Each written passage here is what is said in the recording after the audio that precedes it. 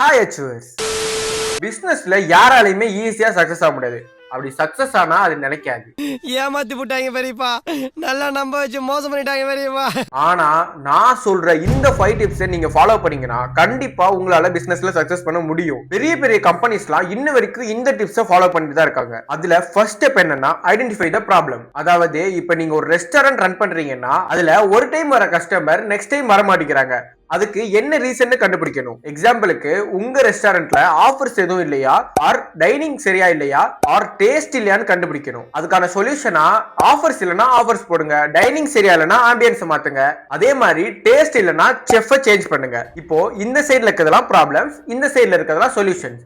இந்த மாதிரி உங்களோட பிசினஸ்ல இருக்க ப்ராப்ளம்ஸை பார்த்து சரி பண்ணாதான் உங்களோட பிசினஸ் இம்ப்ரூவ் பண்ண முடியும். ஒருவேளை ஏதாச்சும் ஒரு ப்ராப்ளம் அப்புறம் பாத்துக்கலாம்னு விட்டீங்கன்னா கண்டிப்பா அந்த ப்ராப்ளம் தான் உங்க பிசினஸ் டவுன் ஆகிறதுக்கான ஃபர்ஸ்ட் ரீசனா இருக்கும். Second one, start small. அதாவது இப்ப நீங்க ஒரு பிசினஸ் ஸ்டார்ட் பண்ண போறீங்க, ஆர் ஆல்ரெடி பண்ணிட்டு இருக்க பிசினஸ்ல புதுசா ஏதாவது இம்ப்ரூவ்மெண்ட் பண்ண போறீங்க அப்படின்னா உங்ககிட்ட இருக்க எல்லா அமௌண்ட்டையும் அதுல போட வேண்டாம். சரி, இப்ப என்னடா பண்ண சொல்ற? பேக்கப்புக்கு ஒரு அமௌண்ட் எடுத்து வச்சுட்டு மத்த அமௌண்ட்டை இன்வெஸ்ட் பண்ணுங்க. அப்போதான் அந்த ஐடியா ஒர்க் அவுட் ஆகலனாலும் உங்களால ஈஸியா உங்க பிசினஸ் மேனேஜ் பண்ண முடியும். நீ அப்படி வரியா?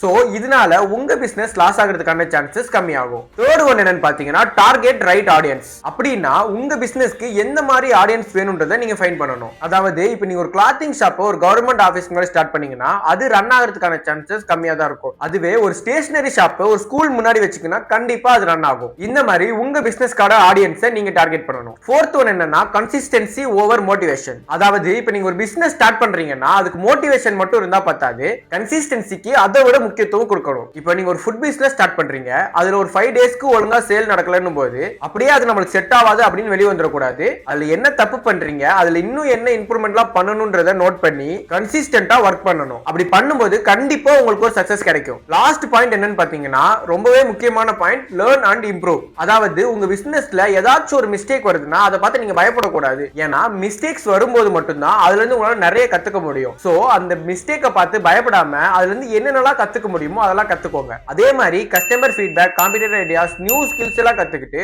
உங்களோட பிசினஸை நீங்க இம்ப்ரூவ் பண்ணிட்டே இருந்தா சக்சஸ் கன்ஃபார்ம். ஓகே அச்சீவர்ஸ், இந்த வீடியோ உங்களுக்கு யூஸ்ஃபுல்லா இருக்கும்னு நம்புறேன். அப்படி உங்களுக்கு இந்த வீடியோ பிடிச்சிருந்துச்சுன்னா மறக்காம லைக் பண்ணுங்க அண்ட் நம்மளோட சேனலை சப்ஸ்கிரைப் பண்ணி விட்டுருங்க.